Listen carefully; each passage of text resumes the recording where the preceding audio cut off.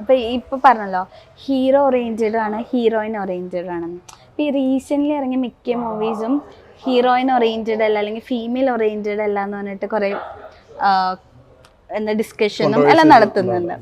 അപ്പോൾ ഈ ഒരു മൂവി അതിൽ നിന്ന് വ്യത്യാസമാണെന്നാണ് തോന്നിയിട്ടുള്ളത്?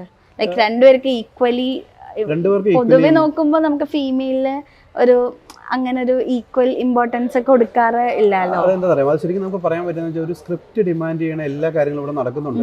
ഇപ്പം ഞാൻ പറഞ്ഞ ഇപ്പോൾ ഒരു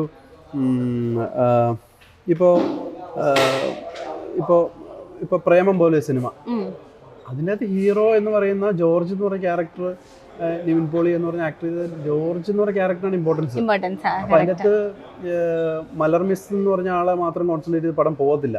അപ്പോൾ ഒരു സ്ക്രിപ്റ്റ് ഡിമാൻഡ് ചെയ്യുന്ന ഒരു ഇപ്പൊ ഞാൻ പറയാം, ഇപ്പോൾ സൗബിനൊക്കെ അതിൻ്റെ അകത്ത് ചെയ്തേക്കണ കുറച്ച് സീനുള്ളൂ, പക്ഷെ അദ്ദേഹത്തിന്റെ സ്പേസ് നോക്കി കഴിഞ്ഞാൽ അദ്ദേഹത്തിന് വാല്യൂ ഉണ്ട്. ഇപ്പോൾ രഞ്ജി പണിക്കർ സാർ ചെയ്ത ക്യാരക്ടർ ഒറ്റ സീനുള്ളൂ, ഒറ്റ സീനിൽ കയ്യടി മേടിച്ചു. അപ്പോൾ ഞാൻ പറയുന്നതെന്ന് വെച്ചാൽ നമ്മൾ ഇന്ന ടൈപ്പ് സിനിമ ഇല്ല എന്നല്ല, എല്ലാ ടൈപ്പും ഉണ്ട്. അത് എഴുതിയെടുക്കുന്ന ഒരു എഴുത്തുകാരൻ്റെ എത്ര സീനുണ്ടോ അതിനനുസരിച്ചാണ്. അതിപ്പോൾ ഇവിടെ ലേഡി ഓറിയന്റഡ് സിനിമകളുണ്ടല്ലോ, ഉള്ളൊഴുക്ക് പോലുള്ള സിനിമ, ലെജൻഡറി ആയിട്ടുള്ള ഉർവശി ചേച്ചി ഒക്കെ അഭിനയിച്ചു. അപ്പോൾ അങ്ങനെയുള്ള സിനിമകളുണ്ട്. അപ്പോൾ ഇല്ല എന്ന് പറയാൻ പറ്റില്ല, അത് ഒരാൾ സൃഷ്ടിക്കണം, അത് സൃഷ്ടിച്ചാലാണ് അതിനനുസരിച്ച് പോകാൻ പറ്റുള്ളൂ, അത്രേ ഉള്ളൂ. അതിൻ്റെ ഇപ്പോൾ ആണ് പെണ്ണെന്നുള്ള വ്യത്യാസമില്ല. നമ്മുടെ കൂൺ എന്ന സിനിമയിൽ രണ്ടുപേർക്കും ഈക്വൽ ഇമ്പോർട്ടൻസ് ആണ് കൊടുക്കുന്നത്. അതെ അതെ, തീർച്ചയായിട്ടും. ആ സിനിമയിൽ നിന്നല്ല, അതിൻ്റെ കഥ ഡിമാൻഡ് ചെയ്യുന്നത് അങ്ങനെയാണ്. അത് ഈക്വലി ഇമ്പോർട്ടൻ്റ് എന്നാണെന്ന് അറിയില്ല. ഇപ്പം ഞാൻ പറയുന്നത് ഹീറോയുടെ വ്യൂ പോയിന്റിലൂടെയാണ് ആ സിനിമ പറയുന്നതെങ്കിൽ അത് ചിലപ്പോൾ ഹീറോ ഓറിയന്റഡ് സിനിമ എന്ന് പറയും. അപ്പോൾ അത് ഹീറോയിൻ ഇമ്പോർട്ടൻസ് ഇല്ല എന്നല്ല അതിൻ്റെ അർത്ഥം.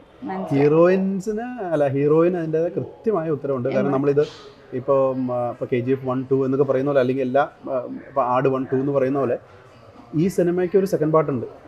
നമ്മൾ നെക്സ്റ്റ് പാർട്ടിലേക്കുള്ള ലീഡ് ഇട്ടാണ് ഈ സിനിമ നിർത്തിയേക്കുന്നത്. അപ്പോൾ അത് ഡിമാൻഡ് ചെയ്ത് ഈ സിനിമ കൊടുത്തിട്ടുണ്ട്. പിന്നെ ഇതിൻ്റെ അകത്ത് ഇപ്പോൾ കാണുമ്പോൾ എന്തെങ്കിലും ഫോർ എക്സാമ്പിൾ ലോജിക്കൽ എററോ ഒരു ഡൈജസ്റ്റ് ആവാത്ത എന്തെങ്കിലും ഉണ്ടെങ്കിൽ നമുക്ക് ഇത്ര പറയാനുള്ളൂ, അത് നെക്സ്റ്റ് പാർട്ടിൽ നമുക്ക് കാണിക്കാൻ പറ്റുള്ളൂ. അത് ചിലപ്പോൾ അത് മാത്രം നമ്മൾ കട്ട് ചെയ്തെടുത്തു കഴിഞ്ഞാൽ ചിലപ്പോൾ സിനിമയുടെ ഒരു അയ്യോ ഇത് മറ്റേ എന്നാ പറഞ്ഞ എന്തെങ്കിലും എറർ ആയിരിക്കും എന്ന് വേണമെങ്കിൽ പറയാൻ പറ്റും, അല്ലെങ്കിൽ ലോജിക്കൽ എറർ എന്നൊക്കെ പറയാൻ പറ്റും. ബട്ട് അതിനുള്ള ഉത്തരം നമുക്ക് ഇപ്പോൾ കൊടുക്കാൻ പറ്റില്ല, സെക്കൻഡ് പാർട്ടിലേക്ക് കൊടുക്കാൻ പറ്റുള്ളൂ.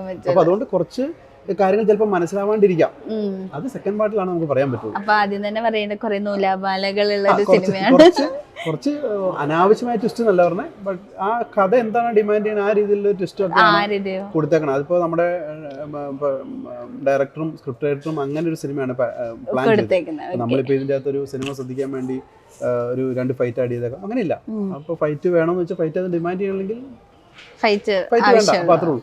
പിന്നെ ഇതിന്റെ ആകെ പറയാൻ പറ്റുന്ന കുറച്ച് കാര്യങ്ങളുടെ ഒരു ആൻസർ എന്താ പറയാ, നമുക്ക് നെക്സ്റ്റ് പാർട്ടിൽ മാത്രം അറിയിക്കാൻ പറ്റും.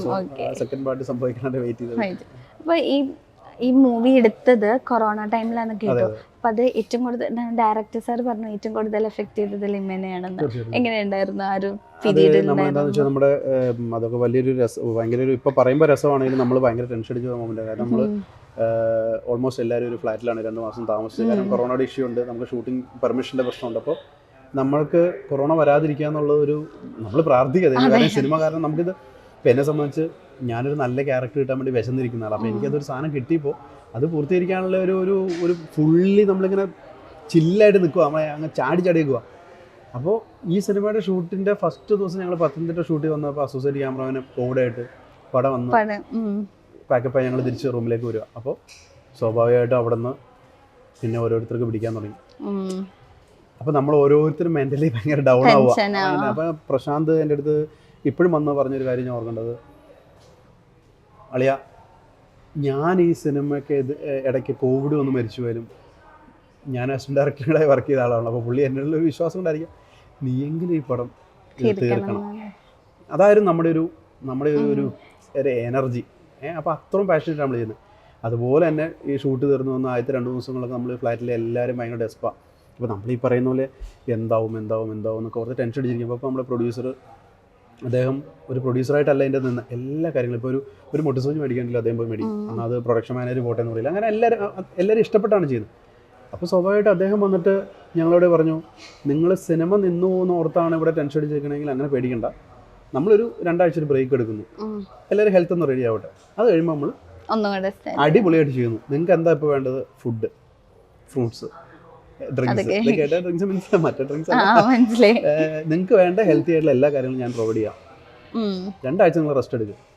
പിന്നെ എല്ലാവരും ജിൽ പിന്നെ ഓടണോ ചാടണോ. അപ്പോൾ ഞാനൊക്കെ പറയുന്നത് ഞങ്ങൾക്ക് എത്ര പേർക്ക് അതിൻ്റെ അടുത്ത് കൊറോണ ചിലപ്പോൾ പോയി ടെസ്റ്റ് ചെയ്താൽ പറയും നിങ്ങൾക്ക് റെസ്റ്റ് വേണം, കൊറോണ പേഷ്യൻ്റ് എന്ന് പറയാറുണ്ട്. ബട്ട് നമ്മളെല്ലാവരും കൊറോണ പോട്ടെ എന്ന് പറഞ്ഞാൽ നമ്മൾ കൊറോണയ്ക്ക് ചവിട്ടി പുറത്താക്കി ആ സെറ്റപ്പിലാണ് എല്ലാവരും നല്ല അടിച്ചടിച്ച് നിൽക്കുക പറഞ്ഞു. എല്ലാവരും ഫുൾ ടീം വർക്കാണ് അതിൻ്റെ അകത്ത്. അത് ചെറിയ സിനിമ വലിയ സിനിമ എല്ലാവരും അതുപോലെ നിന്നു. ആർക്കൊക്കെ കൊറോണ ഉണ്ടെന്ന് പോലും അറിയില്ല. പിന്നെ നമ്മളെ സംബന്ധിച്ച് ആ സമയത്ത് കുറേ ഹെൽത്ത് ഇഷ്യൂസ് ഒക്കെ ഉണ്ടായിരുന്നു. ഹെൽത്ത് ഇഷ്യൂസ് എന്ന് വെച്ചാൽ ഒന്ന് നമ്മൾ ഇത്രയും ലിമിറ്റഡ് ഏരിയ വെച്ചാൽ ഷൂട്ട് ചെയ്യുന്നത്. നമ്മുടെ സ്ക്രിപ്റ്റ് ഡിമാൻഡിനനുസരിച്ച് കുറച്ച് ക്ലോസ്ഡ് സ്പേസ് ആണ്. പിന്നെ ബ്രീത്തിങ് പ്രശ്നങ്ങൾ, ഭയങ്കര പൊടിയാണ്. പിന്നെ ഇത്രയും പേര് നിൽക്കുമ്പോൾ ചൂട്. സോ അതൊക്കെ നമ്മളെ പക്ഷേ അഫക്റ്റ് ചെയ്തിട്ടില്ല. ബിക്കോസ് എന്താ പറയുക, നമ്മൾ ഇത്രയും കൊല്ലം വെയിറ്റ് ചെയ്ത് കിട്ടിയൊരു സാധനമാണ്. സോ എന്താ പറയുക, നമ്മളെല്ലാവരും എൻജോയ് ചെയ്തിരുന്നു. So it was A wonderful journey. അതന്നെ.